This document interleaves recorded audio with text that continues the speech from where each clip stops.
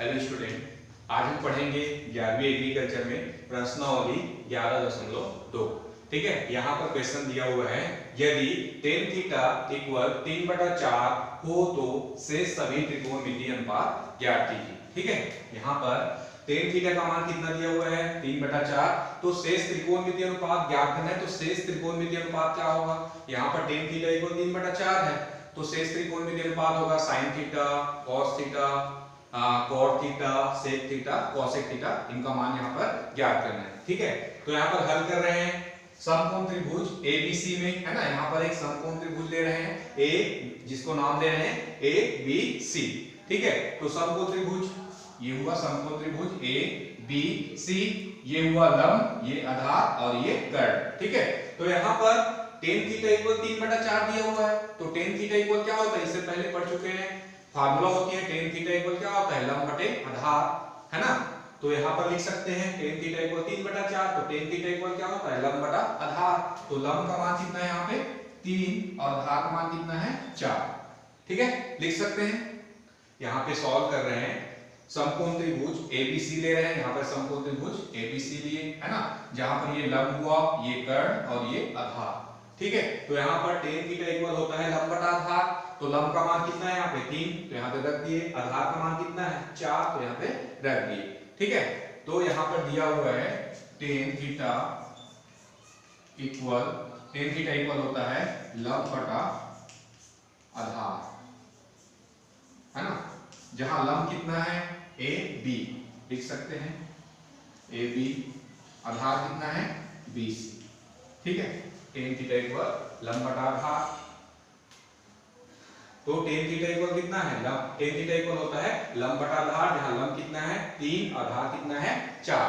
ठीक है, तो यहाँ पर लंब का मान है 3, आधार का मान 4, तो यहाँ पर कर्ण का मान ज्ञात करना है ना। तो कर्ण का मान ज्ञात करना है, तो यहाँ पर पाइथागोरस प्रमेय लेंगे, है ना। तो पाइथागोरस प्रमेय क्या होता है, पाइथागोरस प्रमेय होता है कर्ण का वर्ग अन्य दो भुजाओं के वर्ग की क्या होता है, बराबर होता है। पाइथागोरस प्रमेय क्या होता है, कर्ण का वर्ग अन्य दो भुजाओं के वर्ग की क्या होता है, बराबर होता है। तो यहाँ पर कर्ण का वर्ग अन्य दो भुजाओं के वर्ग की क्या होता है, बराबर होता है, ये होता है पाइथागोरस प्रमेय। तो यहाँ पर ले लेते हैं पाइथागोरस प्रमेय से, है ना।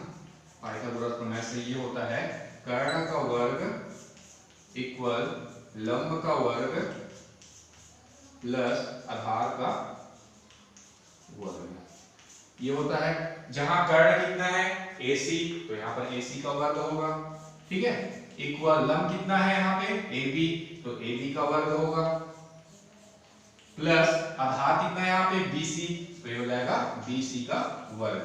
ठीक है, अब AC कितना है यहाँ पर, AC यहाँ पर ज्ञात करना है ना, तो AC लिख देंगे AC का वर्ग इक्वल लंब कितना है यहाँ पे AB कितना है 3, तो यहाँ पर हो जाएगा 3 का वर्ग, प्लस आधार BC है और BC का मान कितना है 4, तो यहाँ पर हो जाएगा 4 का वर्ग। AC का वर्ग इक्वल, इसको सॉल्व करेंगे तो 3 का वर्ग कितना होता है 9, प्लस 4 का वर्ग होता है 16। ठीक है, AC का वर्ग इक्वल 9 प्लस 16 25। AC का वर्ग, इसको 5 का वर्ग लिख सकते हैं ना, 5 का वर्ग 25 होता है, तो यहाँ पर 2 क्रॉस, तो AC का मान कितना आया 5। ठीक है, तो यहाँ पर कर्ण का मान कितना मिला 5, तो यहाँ पर रख देंगे 5। ठीक है, अब शेष त्रिकोणमितीय अनुपात निकालना है। ठीक है, तो यहाँ पर लंब tan थीटा का मान है 3/4, है ना। तो यहाँ पर पाइथागोरस प्रमेय से कर्ण का वर्ग अन्य दो भुजाओं के वर्ग क्या होता है, बराबर होता है, क्योंकि यहाँ पे लंब और आधार का मान दिया हुआ है, यहाँ पे कर्ण का मान ज्ञात करना था, तो कर्ण कितना है 5। ठीक है, अब शेष त्रिकोणमितीय अनुपात निकालना है, अतः क्या हो जाएगा, है ना, अतः यहाँ पर tan थीटा इक्वल 3/4 है, तो sin थीटा इक्वल कितना होगा, sin थीटा इक्वल क्या होता है लंब बटे कर्ण, यहाँ लंब कितना है यहाँ पे AB, है ना, AB, और कर्ण कितना है यहाँ पे AC। ठीक है, तो कितना है AB कितना है यहाँ पे 3 और AC कितना है यहाँ पे 5, तो 3/5 होगा। ठीक है, उसी प्रकार cos थीटा का मान कितना होगा, cos थीटा इक्वल होता है आधार बटे कर्ण, cos थीटा इक्वल होता है आधार बटे कर्ण। आधार कितना है यहाँ पे BC, और कर्ण कितना है यहाँ पे AC, तो कितना मिलेगा, BC कितना है यहाँ पे 4 और AC कितना है 5, तो 4/5। उसी प्रकार tan थीटा का मान मिला है 3/4, cot थीटा का मान कितना होगा, cot थीटा इक्वल होता है आधार बटे लंब, तो आधार कितना है यहाँ पे BC और लंब कितना है AB, BC बटा AB, तो यहाँ पर BC का मान कितना है 4 और AB का मान कितना है 3, तो 4/3 होगा। ठीक है, उसी प्रकार sec थीटा का मान है ना, sec थीटा इक्वल क्या होता है कर्ण बटे आधार, तो कर्ण कितना है यहाँ पे AC और आधार कितना है BC है ना, तो AC का मान कितना है यहाँ पे 5 और BC का मान है 4, तो 5/4 होगा। उसी प्रकार cosec थीटा का मान निकालेंगे, तो cosec थीटा इक्वल होता है कर्ण बटे लंब है ना, तो कर्ण कितना है यहाँ पे AC और लंब कितना है यहाँ पे AB, तो AC का मान कितना है यहाँ पे, AC का मान है 5 और AB का मान है 3, तो ये हो जाएगा 5/3।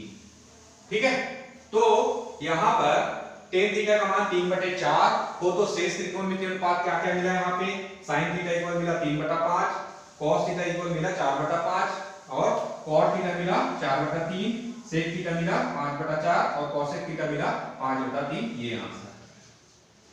क्लियर, फिर से रिपीट कर रहा हूं, यहाँ पे tan थीटा इक्वल 3/4 दिया हुआ है, तो शेष सभी त्रिकोणमितीय अनुपात ज्ञात करना है ना, तो यहाँ पर एक समकोण त्रिभुज ले रहे हैं, समकोण त्रिभुज ABC, यहाँ पर ये होता है लंब, ये कर्ण और ये आधार, तो यहाँ पर tan थीटा इक्वल दिया हुआ है 3/4, इससे पहले फार्मूला में पढ़ चुके हैं कि tan थीटा इक्वल क्या होता है लंब बटे आधार, तो लंब की जगह क्या रखेंगे 3 और आधार की जगह 4, तो लंब और आधार का मान यहाँ पर दिया हुआ है, क्या निकालना है कर्ण का मान ज्ञात करना है, तो कर्ण का मान निकालना है तो पाइथागोरस प्रमेय यूज करेंगे, तो पाइथागोरस प्रमेय होता है कर्ण का वर्ग अन्य दो भुजाओं के वर्ग के क्या होता है बराबर होता है, तो यहाँ पर कर्ण का वर्ग इक्वल लंब का वर्ग प्लस आधार का वर्ग, लंब का मान दिया हुआ है 3 का वर्ग और आधार का मान है 4, तो 4 का वर्ग, तो यहाँ पर AC का मान कितना मिला 5, तो कर्ण का मान कितना मिला 5। अब शेष त्रिकोणमितीय अनुपात निकाले, तो यहाँ पे sin थीटा का मान, cos थीटा का मान, cot थीटा, sec और cosec थीटा का मान यहाँ पे फाइंड किए। ठीक है, धन्यवाद।